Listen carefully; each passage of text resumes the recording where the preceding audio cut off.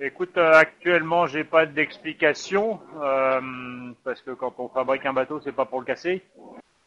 Donc, s'il a cassé, c'est qu'il y a un truc qu'on n'a pas, qu'on sait pas.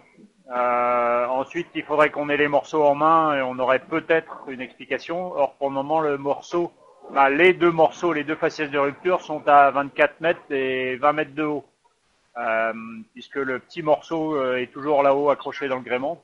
Actuellement, l'état de la mer est trop important pour qu'on prenne le risque. Il n'y a pas de précipitation, il n'y a pas d'urgence. Et donc, on n'a pas matière à aller tout de suite récupérer les morceaux.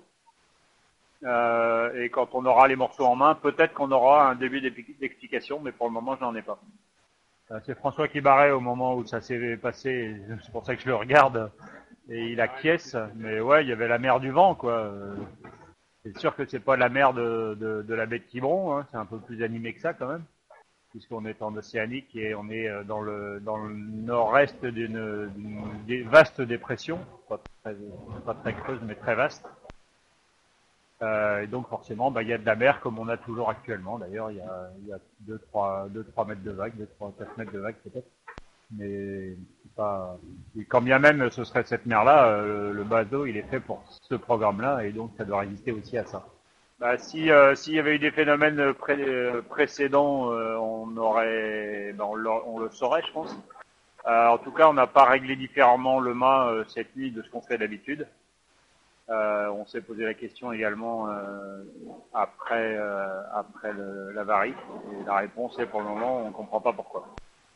Ouais, écoute, c'est juste ce pouce-là qui me fait un petit peu mal parce que en fait j'étais donc le solette était livré à lui-même avec énormément de mou dans l'étai et donc la voile gigotait devant le bateau et donc François était à la barre, essayait de rester vent arrière pour pas que le vent prenne dans la voile, mais forcément avec les vagues et le bateau qui était pas toilé, le bateau faisait des fois un petit peu ce qu'il voulait.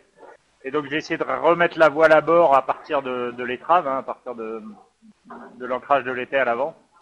Et j'étais à peu près à mi-longueur de l'étrave quand la voile a voulu repartir toute seule et forcément dans la coue le pouce est parti, je sais pas trop quoi, mais bon ça va, regardez, il bouge encore. Hein.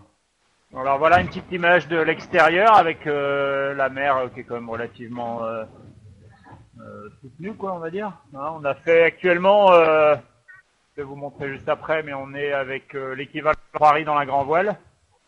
Euh, Puisqu'on maîtrise pas tout à fait encore le IC de grand voile pour le moment, et pas de voile d'avant puisqu'on est en arrière et qu'une voile d'avant, on peut mettre que l'ORC. Serait en ciseaux par rapport à la grand voile, ça serait pas très efficace. Et on a fait dans la matinée des pointes à 20 nœuds dans les surfs. Voilà. Pour le moment, on doit avoir une vitesse moyenne depuis l'avarie qui est autour de 12 nœuds, qui nous propulse effectivement vers Cap Town.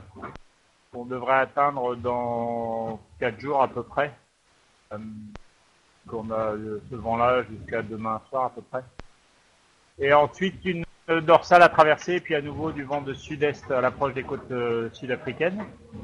Et puis je vais essayer de vous montrer la tête de mât, mais comme c'est à travers le hublot, peut-être que c'est un petit peu masqué, puis il y a le soleil juste au-dessus. Je ne sais pas si vous voyez quelque chose. Alors il y a le Jenaker qui est effectivement roulé, qui était hissé au moment de l'avarie.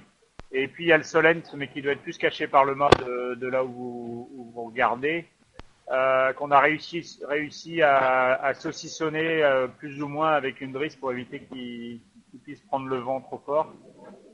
Et on attend que ça se calme pour pouvoir monter là-haut et décrocher tous les morceaux et mettre un peu de propre là-haut. Et surtout pouvoir rafaler la grand voile, pouvoir manœuvrer la grand voile parce que pour le moment on n'a pas le choix, elle est là et elle est coincée à cette hauteur-là. La drisse étant coincée dans la tête de mât.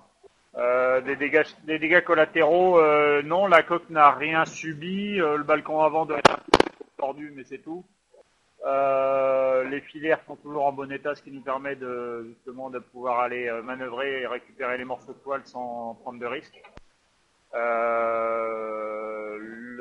On est toujours sous pilote, c'est-à-dire que dans la casse de la girouette et la rupture du fil électrique, ça n'a pas mis en rideau tout le système.